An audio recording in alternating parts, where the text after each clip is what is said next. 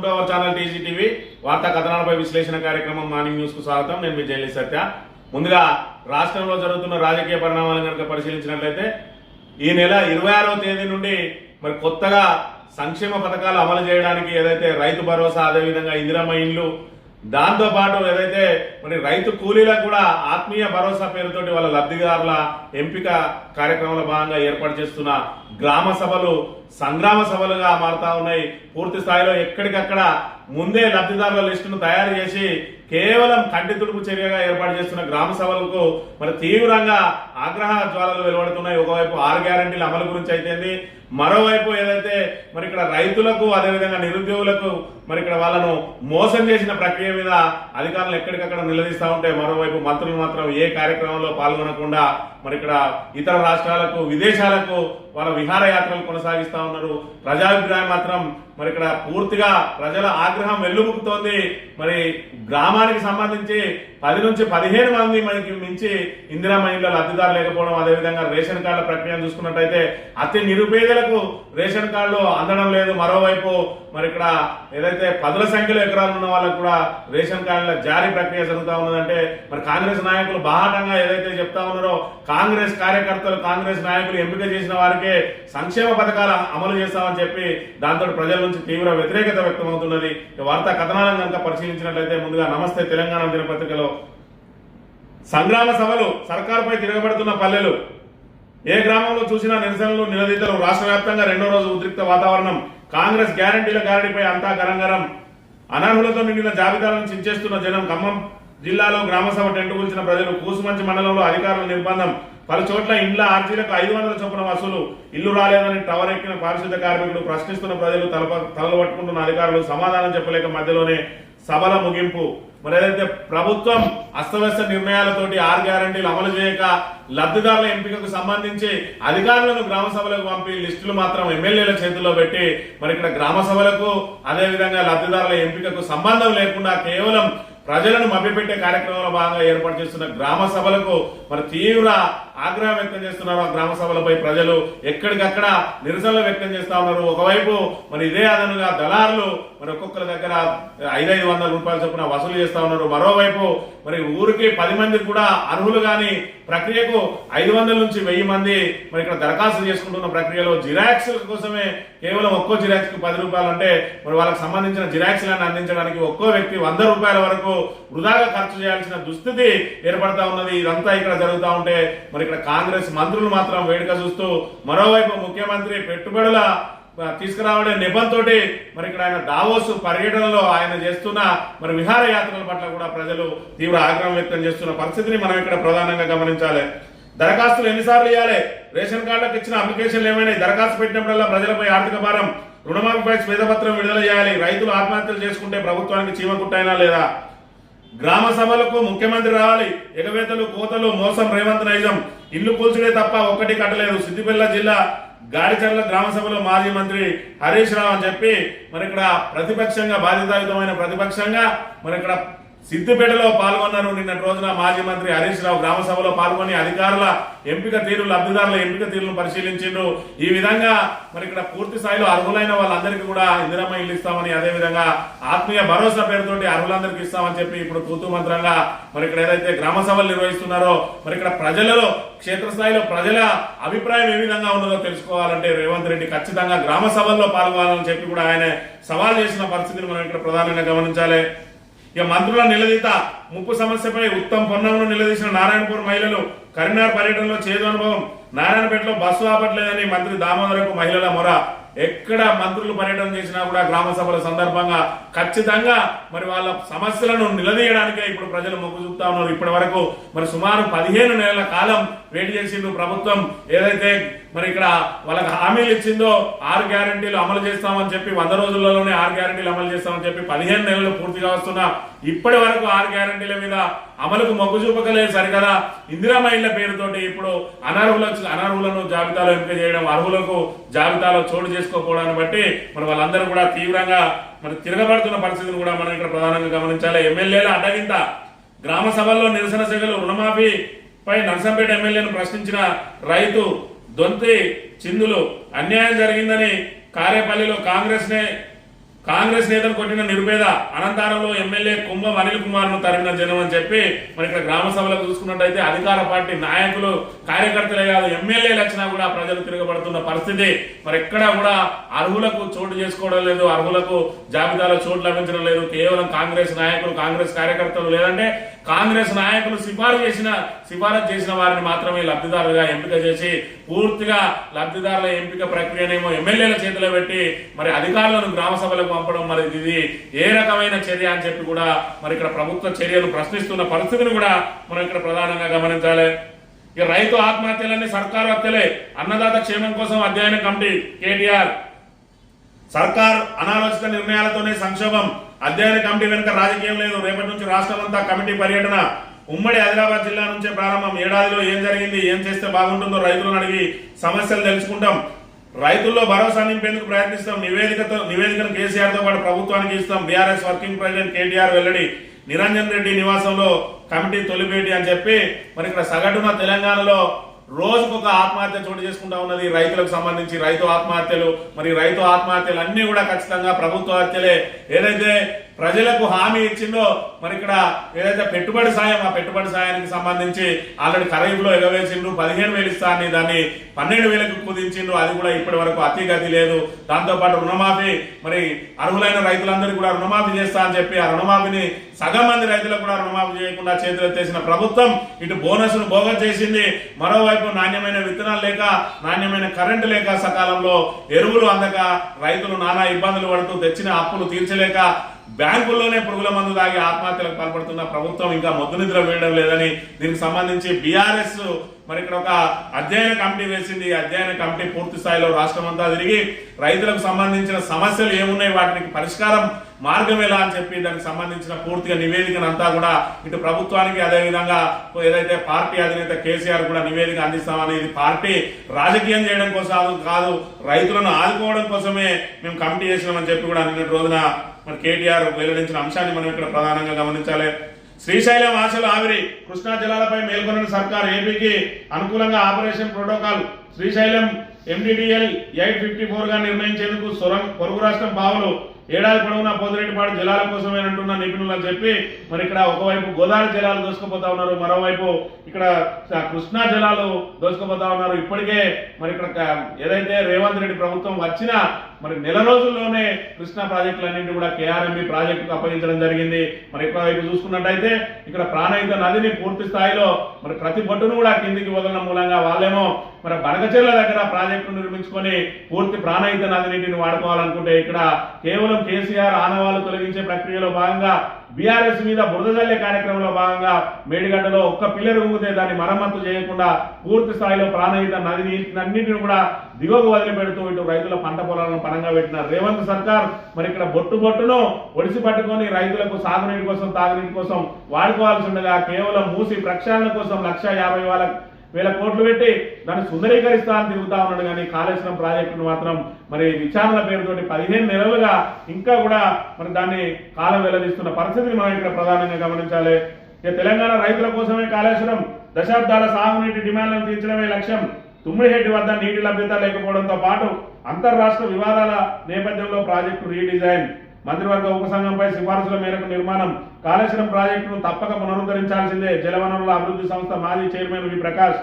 Justice PC Ghosh commission ఎదుట హాజరై వివరణ. ఏదైతే కాళేశ్వరం ప్రాజెక్టు మీద కమిషన్ ఏర్పాటు చేసిరో జస్టిస్ PC ఘోష్ కు సంబంధించి ఆయన 10 నెలలుగా విచారణ కొనసాగిస్తూనే ఉన్నాడు. మరి ఇప్పటి వరకు ఏదో కొండందవి ఎలకన పట్టినట్టు ఇప్పటి వరకు అందులో అవినీతికి సంబంధించిన అంశం ఏదైతే ఇప్పటి వరకు బయటకు రాలేదు. కానీ కేవలం కాలయాపనతోటి దాని మరమ్మత్తు జరగకుండా ఇటు PC కమిషన్ ఘోష్ నివేదిక కోసం, అదే విధంగా మరి ఏదైతే NDSA నిపుణుల నివేదిక కోసం ప్రభుత్వం కావాలని చెప్పి కాలయాపన చేస్తూ రైతుల పంట పొలాలను పణంగా పెడుతూ ఉన్నది. మరి ఇప్పుడు గతం రబీలో చూసుకున్నట్టయితే అనేక మంది రైతుల పంటలు ఎండిపోయిన పరిస్థితి. ఈ రబీకి చూసుకున్నట్టయితే పూర్తిగా భూగర్భ జలాలన్నీ ఎండిపోయినాయి. గోదావరి ఎడారిగా మారింది. నిండుకుండలా ఉన్నటువంటి గోదావరి ఈరోజు ఎడారిగా మారి రాబోయే రోజులలో తాగునీటికే పూర్తిగా కటకట ఏర్పడే ప్రమాదం ఉన్నప్పటికీ కూడా ఇంకా రేవంత్ సర్కార్ కావాలనే మరి ఇక్కడ కేసీఆర్ ఆనవాళ్లను తొలగించే కార్యక్రమంలో భాగంగా రైతులను వేధిస్తూ మరి అన్నదాతల ఆత్మహత్యలకు కూడా ఒక కారణంగా నిలవబోతుందనే అంశాన్ని మనం ఇక్కడ ప్రధానంగా గమనించాలి. ముక్కలుగా నరికి కుక్కర్లో ఉడికించి భార్యను అమానుషంగా కడదించిన కిరాతకుడు. హైదరాబాద్లో ఒళ్ళు జలధరించే ఘటన. అనుమానం పెనుభూతమై కర్కశంగా హత్య. మీర్పేటలో చెరువులో పడేశాడని అనుమానం. భార్య కనిపించడం లేదని అమాయకత్వం. దృశ్యం సినిమాలో దొరకకుండా స్కెచ్ అని చెప్పి ఏదైతే భార్య మీద అనుమానం పెంచుకున్నాడో అనుమానం పెంచుకున్న భర్త మరి ఇక్కడ భార్యను పూర్తిగా ముక్కలుగా నరికి ప్రెషర్ కుక్కర్లో పెట్టి ఉడికించి ఎండబెట్టి మరి ఆమెను పొడిగా చేసి ఆ పొడిని డ్రైనేజీలలో పోసి మరి ఏదైతే దృశ్యం సినిమాలో హత్య చేసే విధంగా అయితే తప్పించుకుంటారో ఆ విధంగానే భార్యను కడతెర్చి మరి ఇక్కడ తప్పించుకునే ప్రయత్నం చేస్తే ఆఖరికి పోలీసు విచారణలో తప్పు ఒప్పుకోక తప్పని పరిస్థితి జరిగింది. ఈ రకంగా అనుమానాలకు పోయి మరి ఇక్కడ బంధుత్వాలన్నిటి కూడా పూర్తిగా విస్మరిస్తున్న పరిస్థితిని కూడా మనం ఇక్కడ ప్రధానంగా గమనించాలి. ఇక సెల్ఫీల పిచ్చితోటి మరి నిత్యం అనేక మంది మృత్యువార్తలు పడతా ఉన్న అంశాన్ని మనం చూస్తా ఉన్నాం. అదే విధంగా సెల్ఫీ పిచ్చి మరి ఇక్కడ మావోయిస్టు అగ్రనేతను పట్టించింది అని చెప్పి మరి ఇక్కడ నిన్నటి రోజున ఏదైతే పోలీసులు వెల్లడించిన అంశాన్ని బట్టి మనకి ఇక్కడ ఏదైతే చలపతి మరి ఇక్కడ ఏదైతే ఛత్తీస్గఢ్లో జరిగిన ఎన్కౌంటర్లో మావోయిస్ట్ అగ్రనేత చలపతి చనిపోయిండో ఆ చలపతి తన భార్యతోటి దిగిన సెల్ఫీనే మరి వాళ్ళకు క్లూగా దొరికిందట. చలపతిని పట్టించిన సెల్ఫీ భార్య అన్నతో ఫోటో దిగిన మావోయిస్ట్ అగ్రనేత. దాని ఆధారంగానే పోలీసులు జాడ కనుగొన్నట్టు సమాచారం. 16కు చేరిన ఎన్కౌంటర్ గుర్తులు అని చెప్పి మరి ఇక్కడ సెల్ఫీల పిచ్చి అనేది ఇటు సామాన్యులనే కాదు మరి ఇక్కడ ఒకవైపు అగ్రనేతలు ఏదైతే అజ్ఞాతంలో ఉన్న మావోయిస్టులు కూడా సెల్ఫీల పిచ్చితోటి ఇక్కడ మరి వాళ్ళు ఎన్ని ఇబ్బందులు పడతా ఉన్నారు, ఏ రకంగా సెల్ఫీలు అనేవి ఎన్ని రకాల ఇబ్బందులకు గురి చేస్తున్నది. ఆఖరికి సెల్ఫీల పిచ్చితోటి మావోయిస్ట్ అగ్రనేత కూడా మరి ఇక్కడ ఎన్కౌంటర్ కావడం అనేది ఇక్కడ ప్రధానంగా గమనించాలి. ఇక దానం అప్రధానం. నాగేందర్ మాటల్ని ఖాతరు చేయని అధికారులు కనీసం బస్తీ పేదలకు భరోసా ఇవ్వాలని దుస్థితి. మన బంజారా హిల్స్ లో నిన్న చింతల్ బస్తీలో ఎమ్మెల్యే మాట్లాడుతుండగానే కూల్చివేతలు పూర్తి అని చెప్పి ఎన్నో ఆశలతోటి మరి ఇక్కడ బీఆర్ఎస్ ను వీడి కాంగ్రెస్ పార్టీలో చేరిన దానం నాగేందర్ మరి ఇక్కడ కాంగ్రెస్ పార్టీ పటిష్టత కోసం తాను బలై ఏదైతే ఎంపీగా నిలబడి తన ప్రాధాన్యతను కోల్పోయి ఎంపీగా ఓడిపోతాడో తెలిసినప్పటికీ కూడా తనకు మంత్రి పదవి ఇస్తారనే ఆశతోటి కాంగ్రెస్ తరఫున సికింద్రాబాద్ ఎంపీగా పోటీ చేసి ఓడిపోయిన దానం నాగేందర్ కు ప్రస్తుతం కాంగ్రెస్ లో మరి ప్రాధాన్యత ఏ విధంగా ఇస్తున్నారంటే ఆయన మాటను అధికారులు ఎవరు కూడా ఖాతరు చేయని దుస్థితి. మరి గతంలో చూసుకున్నట్టయితే రంగనాథ్ మీద ఆయన ఆగ్రహం వ్యక్తం చేసిందని చెప్పి ఏకంగా పోలీస్ కేసు నమోదు చేసిన పరిస్థితి. ఈ రోజు చూసుకున్నట్టయితే ఇప్పటి వరకు కూడా మరి ఇక్కడ రేవంత్ రెడ్డి అపాయింట్మెంట్ దొరకలేదు దానం నాగేందర్ కు. ఆయన నిత్యం మరి ఇక్కడ మీడియాతోటి అసహనం వ్యక్తం చేస్తూనే ఉన్నాడు. అయినప్పటికీ కూడా ఏదైతే బీఆర్ఎస్ ను వీడి కాంగ్రెస్ ను చేరిన ఎవరైతే ఎమ్మెల్యేలు ఉన్నారో మరి ఆ ఎమ్మెల్యేలు వలసమైన ఎమ్మెల్యేలు అందరినీ కూడా ఎవ్వరు కూడా కాంగ్రెస్ లో విలువ ఇవ్వని పరిస్థితి. మరోవైపు వీళ్ళు మరి ఏదైతే సుప్రీంకోర్టులో ఉన్న కేసు తోటి పదవులు కూడా కోల్పోయే పరిస్థితి ఉన్న అంశాన్ని మనం ఇక్కడ ప్రధానంగా గమనించాలి. ఇక పరీక్ష ఫీజు 520, ఫైన్ 2500. సర్కార్ పాపం, విద్యార్థులకు శాపం. ఇంటర్ విద్యార్థులపై పెనుభారం. మిక్స్డ్ ఆక్యుపెన్సీ కాలేజీలకు ఆలస్యంగా అనుమతులు, ఫలితంగా ఫైన్ తోనే ఫీజు కట్టాల్సిన దుస్థితి అని చెప్పి పరీక్ష ఫీజు 520 అంటే మరి ఇక్కడ ఫైన్ 2500 అంటే ప్రభుత్వం ఏ విధంగా అయితే నిర్లక్ష్యంగా ఉన్నదో అదే విధంగా ప్రభుత్వ అధికారులు కూడా అదే నిర్లక్ష్యాన్ని కొనసాగిస్తున్నారనే అంశానికి సంబంధించి ఇక్కడ వార్తను ప్రచురించింది. తెలంగాణ దినపత్రిక విషయానికి వస్తే రెండో రోజు బంధువుల నీడలో గ్రామ సభలు. పోలీసుల నిర్బంధంలోకి గ్రామాలు బారికేడ్లు ఏర్పాటు చేసి బయట వారికి అనుమతి నిరాకరణ, షాపులు మూసేసి బంధు వాతావరణం. ఎమర్జెన్సీని తలపించిన నల్లవెల్లి గ్రామం. ప్రశ్నించే వారిని అడ్డుకుంటున్న పోలీసులు. మొదటి రోజు ప్రజాగ్రహంతో పోలీసులనే నమ్ముకున్న సర్కారు. 6 గ్యారెంటీలపై ఎక్కడికక్కడ నిలదీస్తున్న పేదలు సమాధానం చెప్పలేక మౌనంగా అధికారులు, నాయకులు. నిలదీసిన వారిని సభల నుండి బయటకు పంపిన పోలీసులు. మరి ఇక్కడ చూసుకున్నట్టయితే మేము అధికారంలోకి రాగానే ప్రజా ప్రభుత్వం ఏర్పాటు చేస్తా ఉన్నాం. ప్రగతి భవన్ కు సంబంధించి దాన్ని ప్రజాభవన్ గా మార్చి ప్రగతి భవన్ ముందున్న ఇనుప కంచెలను తొలగించి మరి స్వేచ్ఛను కలిగిస్తామన్నారు. ఈ రోజు గ్రామాల్లో నిర్వహిస్తున్న గ్రామ సభలను చూసుకున్నట్టయితే పూర్తిగా పోలీస్ పహారాలు నిర్వహిస్తున్నారు. ఎవరైతే ప్రశ్నిస్తారో వారిని అక్కడి నుంచి తరిమేయడం లేదంటే అరెస్ట్ చేయడం చేస్తా ఉన్న పరిస్థితి.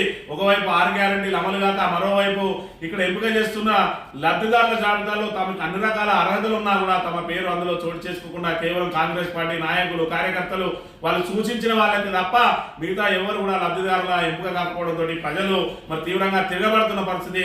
మరి అక్కడ ప్రజలు తిరగబడుతున్న అంశాన్ని అణచివేయడానికి పోలీసులను పావుగా వాడుకుంటున్న ప్రభుత్వం. ఇప్పటికే పోలీసులతోటి ప్రతిపక్షాల మీద అక్రమ కేసులు, అక్రమ అరెస్టులు చేస్తూ ఇప్పటికే పోలీసుల దమనకాండ నిర్వహిస్తున్న ప్రభుత్వం ఈ రోజు గ్రామ సభల పేరుతోటి నిర్వహిస్తున్న తూతు మంత్రం కార్యక్రమాన్ని కూడా పోలీసులనే మరి ఇక్కడ పావుగా వాడుకుంటున్నది. పోలీసుల ద్వారా ప్రజల గొంతుకలను కూడా నొక్కే ప్రయత్నం చేస్తున్న పరిస్థితిని మనం ఇక్కడ ప్రధానంగా గమనించాలి.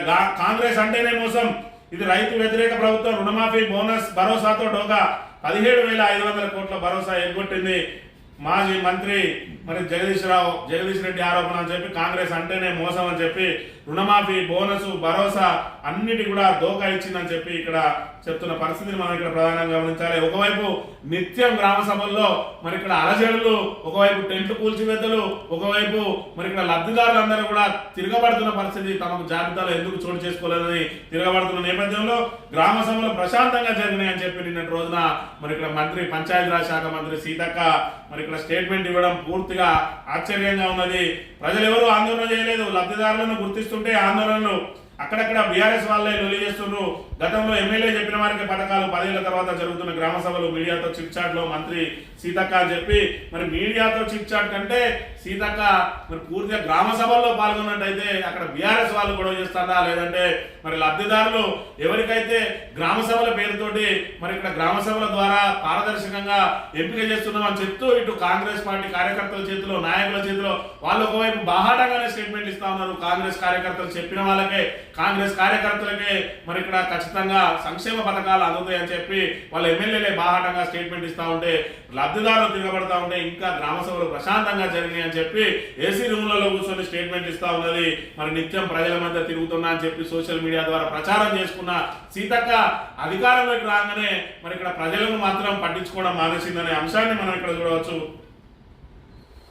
మా పార్టీ జోలికొస్తే ఊరుకోం, నేను తలుచుకుంటే ఎక్కడా తిరగలేరు, దాడులు చేసే దరిద్రం సంస్కృతి కాంగ్రెస్ దే, మూసిని ఏటీఎంగా మార్చాలని కాంగ్రెస్ ప్లాన్, యాదాద్రి ఆలయం వైభవం కాపాడాలి, యాదాద్రిలో గిరి ప్రదక్షిణ చేసిన ఎమ్మెల్సీ కవిత అని చెప్పి మా పార్టీ జోలికి వస్తే ఎట్టి పరిస్థితిలో కూడా ఊరుకునేది లేదు, ఖచ్చితంగా మరి మీకు బుద్ధి చెప్తామని చెప్పి మీరు ఏదైతే ఇప్పుడు ప్రజలకు హామీలు ఇచ్చిందో 6 గ్యారంటీలు అమలు ఏదైతే 100 రోజులలో చేస్తా అని చెప్పిందో వాటిని పూర్తి చేయడం మీద మీ దృష్టి పెట్టాలి. కానీ ప్రతిపక్షాలను అణచివేయడానికి ప్రయత్నం చేస్తే ఖచ్చితంగా ఎక్కడికక్కడ ప్రజలే తిరగబడతారని చెప్పి కూడా ఆమె హెచ్చరించిన పరిస్థితిని మనం ఇక్కడ ప్రధానంగా గమనించాలి. ఇక సాక్షి దినపత్రిక విషయానికి వస్తే 45,500 కోట్ల పెట్టుబడి సన్ మెట్రో కెమికల్స్ సంసిద్ధత, దావోస్ లో రాష్ట్ర ప్రభుత్వంలో కుదిరిన ఒప్పందం. రాష్ట్రంలో సోలార్ విద్యుత్ ప్రాజెక్టులతో పాటు 3 చోట్ల భారీ పంపులు, స్టోరేజీ, హైడ్రో పవర్ ప్రాజెక్టులు నెలకొన్న సంస్థ. నిర్మాణ దశలోనే సుమారు 7,000 ఉద్యోగులకు అవకాశం. సుస్థిర ఇంధన వృద్ధి లక్ష్య సాధనలో మైలురాయి. సీఎం రేవంత్ 10,000 కోట్ల పెట్టుబడికి కంట్రోల్ ఎస్తో మరో ఎంఓయూ అని చెప్పి మొత్తానికి ఒకటే రోజు 55,600 రూపాయల పెట్టుబడులు తీసుకొచ్చినామని చెప్పి మరి ఇక్కడ పెద్ద పెద్ద స్టేట్మెంట్లు ఇచ్చుకుని శాల్వాలు కప్పి మరి ఇక్కడ దావోస్ లో ఏదైతే మరి ఇక్కడ అంగడి లాగా జరుగుతుంది, దావోస్ లో ఏదైతే మరి ఫోరం, ఎకనామిక్స్ ఫోరం జరుగుతుందో దానికి సంబంధించి వివిధ రకాల పారిశ్రామికవేత్తలు అక్కడికి వస్తే మనం కూడా ఒక స్టాల్ పెట్టుకున్నట్టు అక్కడ పెట్టుకొని మరి మన రాష్ట్రానికి పెట్టుబడుల కోసం అక్కడ మనం వేచి ఉండాలి. మరి దీనికి సంబంధించి ఏదైతే సన్ పెట్రో కెమికల్స్ సంస్థ 45,500 కోట్ల పెట్టుబడులు పెట్టడానికి వచ్చిందట. మరి గతంలో చేసుకున్న దావోస్ ఒప్పందాలు ఇప్పటి వరకు అయితే అమలు జరిగిన తీరు లేదు. ఏదైతే మరి ఇక్కడ స్వచ్ఛ బయో అని మరి ఏదైతే 100 కోట్లు కూడా దాని టర్న్ ఓవర్ లేని సంస్థలతోటి 9,000 కోట్లు 1,000 కోట్లు ఒప్పందాలు చేసుకున్న సంస్థ ఏదైతే ప్రభుత్వం ఈ రోజు 45,500 కోట్లు పెట్టుబడి చేసుకున్నామని సన్ పెట్రో కెమికల్స్ తోటి చేసుకున్నామని పెద్ద పెద్ద మరి ఇక్కడ అక్షరాలతోటి తన సంబంధించిన పేపర్లకు మరి ఇక్కడ పెద్ద పెద్ద వార్తలను మరి ప్రసారం చేయించుకుంటా ఉన్నది. కానీ మరి గతంలో జరిగిన 40,000 కోట్ల పెట్టుబడులు ఇప్పటి వరకు మరి కార్యరూపం ఎందుకు దాల్చలేవు అనే దాని మీద మాత్రం ప్రభుత్వం దగ్గర సమాధానం లేదు. ఇవి కేవలం కాగితాలకు లేదంటే మరి ఇక్కడ ప్రచారం చేసుకోవడానికి తప్ప ఇప్పటి వరకు రాష్ట్రంలో కొత్త పరిశ్రమలు నెలకొన్న పరిస్థితి లేదు. ఉన్న పరిస్థితులు ఏవైతే ఇక్కడ మరి ఇక్కడే అప్లికేషన్ పెట్టుకుంటారో దాన్ని ఇక్కడనే వాళ్ళకు పర్మిషన్ ఇవ్వాల్సింది పోయి వాళ్ళని దావోస్ కు పిలిపించుకొని ఆ దావోస్ లో ఎంఓఈల పేరుతోటి మరి గారడీలు చేస్తా ఉన్నారని విమర్శలు కూడా వినిపిస్తున్న అంశాన్ని మనం ఇక్కడ ప్రధానంగా గమనించాలి. ఇక మైలారంపై మైనింగ్ పిడుగు. నాగర్ కర్నూలు జిల్లా బల్మూరు మండలం మైలారం గుట్టపై మైనింగ్ పై నిరసనలు. ఊరికి ముప్పుగా ఉన్న మైనింగ్ ను ఆపేందుకు గ్రామస్తుల పోరాటం. ఫోర్జరీ సంతకాలతో అనుమతులు పొందినట్టు ఆరోపణలు. ఏళ్లుగా గ్రామస్తుల కోసపట్టని అధికారులు.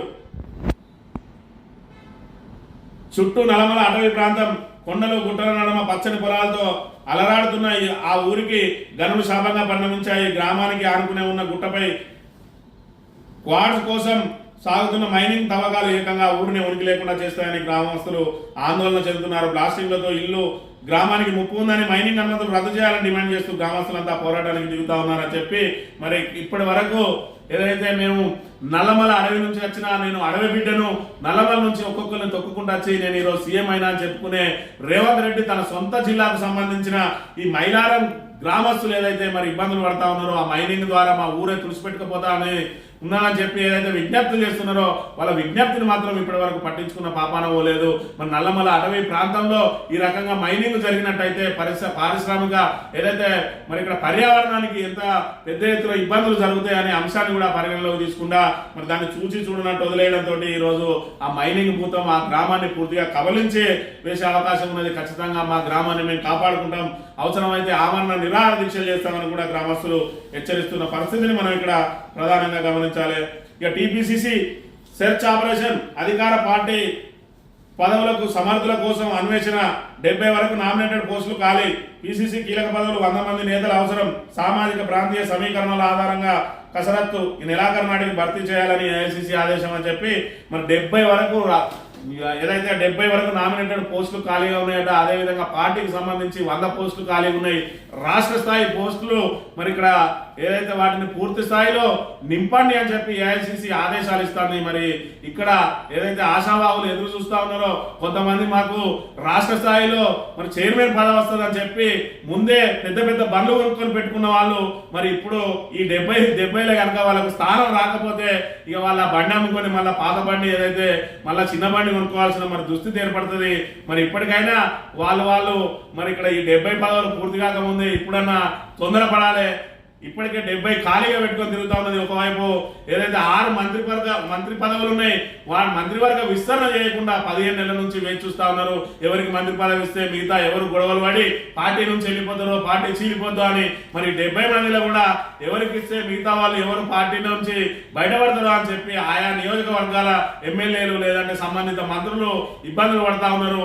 ఆ నియోజకవర్గానికి సంబంధించిన వాళ్ళకి ఇవ్వకుండా పక్క నియోజకవర్గాలకు పదవులు ఇవ్వడానికి వీళ్ళు మరి పైరవి చేస్తారు కానీ తమ సొంత వాళ్ళకు మరి ఇప్పించుకునే ప్రయత్నం అయితే చేస్తలేరు. అయినా కూడా మేము పెద్ద గొప్ప లీడర్లు అని చెప్పి మరి పెద్ద బండ్లు కొనుక్కునే కాదు ఆ పెద్ద బండ్లకు తగ్గ పదవుల కోసం ఇప్పుడే తొందరపడకపోతే మరి వాళ్ళ పదవులు రాబోయే రోజులలో పదవులు వచ్చే అవకాశం కూడా లేదన్న విషయాన్ని వీళ్ళు గమనించాలి. ఆంధ్రజ్యోతి విషయానికి వస్తే దావోస్కు సంబంధించిన 56,300 కోట్ల మరి ఏదైతే పెట్టుబడులు వచ్చినాయని చెప్పి తాటికాయ అక్షరాలతో రాసింది ఆంధ్రజ్యోతి. పూర్తిగా బూర్జువా పత్రికగా మారింది ఆంధ్రజ్యోతి దినపత్రిక.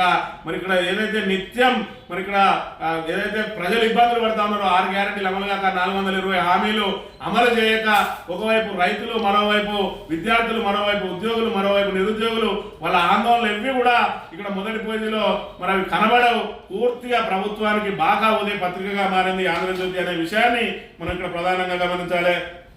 ఇక దిల్ రాజు ఇంట్లో 2వ రోజు సోదాలు. దర్శకుడు సుకుమార్ని ఎయిర్పోర్ట్ లోనే కలిసి ఆయన ఇంటికి తీసుకెళ్లి తీసుకెళ్లిన ఐటీ అధికారులు పుష్ప 2 సినిమా పారితోషికంపై ఆరా. నవీన్ నిర్ణయని యలమంచిలి రవిశంకర్ చెర్రి దిల్ రాజు తదితర నివాసాల్లో సోదాలు. నిర్మాతల బినామీల బ్యాంక్ ఖాతాల గుర్తింపు కలెక్షన్లు ఐటీకి సమర్పించిన వివరాల్లో వ్యత్యాసం. సినీ పరిశ్రమలో చాలా చోట్ల ఐటీ సోదాలు నా ఒక్కడిపైన జరగడం లేదంటున్న దిల్ రాజు. మరి ఇక్కడ చూసుకున్నట్టయితే ఈరోజు సినిమాలు తెలుగు సినిమా ఇండస్ట్రీ పాన్ ఇండియా ఇండస్ట్రీగా మారింది. పాన్ ఇండియా సినిమాలు వస్తున్నాయి. ఒక్కో సినిమా 1000 నుంచి మరి 1500 కోట్ల వరకు వసూలు చేస్తా ఉన్నారని చెప్పి పెద్ద పెద్ద మరి స్టేట్మెంట్లు ఇస్తా ఉన్నారు. మరి ఆయా నిర్మాతలకు సంబంధించిన ఐటీ రిటర్న్స్ చూసుకుంటే మాత్రం ఆ మేర కనిపించడం లేదు. దాంతో డైరెక్ట్ గా ఐటీ మరి దాడులకు దిగుతా ఉన్నది. ఇటు నిర్మాత దిల్ రాజుతో పాటు ఇటు పుష్ప 2 సినిమా టీం పై అలా నిర్మాతలపై మైత్రి మూవీస్ పై అదే విధంగా ఆ సినిమా దర్శకుని ఇంటి మీద కూడా ఐటీ దాడులు నిర్వహించి మరి ఇక్కడ మీరు ఐటీ సమర్పించేది ఒకటి ఉంటున్నది మీరు చేసే ప్రకటనలు ఒకటి ఉంటున్నది అని చెప్పి వాళ్ళ మీద మరి పెద్ద ఎత్తున నిఘా పెడుతున్న పరిస్థితులు కూడా మనం ఇక్కడ ప్రధానంగా గమనించాలి. ఈనాడు దినపత్రిక విషయానికి వస్తే పట్టాలపై నెత్తుడి దార. మహారాష్ట్రలో ఘోర రైలు ప్రమాదం 12 మంది మృతి 15 మంది గాయాలు. మంటలు చెలరేగా అనే వదంతులు చైన్ లాగి పక్క ట్రాక్ పైకి వెళ్ళిన ప్రయాణికులు వారిని ఢీకొట్టిన కర్ణాటక ఎక్స్ప్రెస్ అని చెప్పి మహారాష్ట్రకు సంబంధించిన మరి ఇక్కడ రైల్లో మంటలు లేస్తున్నాయని చెప్పి ఏదైతే వదంతులు వచ్చినాయో దాంతో మరి చైన్ లాగి ప్రయాణికులు మరి తొందరలో వాళ్ళు దిగి పక్క ట్రాక్ మీద పోవడం, ఆ పక్క ట్రాక్ మీద వేరొక ట్రైన్ వచ్చి మరి ఢీకొనడంతో సుమారు 12 మంది అక్కడికక్కడే మృత్యువాత పడ్డారట. మరి పట్టాల మీద నెత్తుడి దార జరిగింది. ఈ రకంగా ఏదైతే వదంతుల ద్వారా నమ్మి వాళ్ళు మరి ఇక్కడ ఏదైతే తొందరపాటు గురైందో అది వాళ్ళ ప్రాణాలను తీసిన అంశం కూడా ఇక్కడ మనం చూడవచ్చు.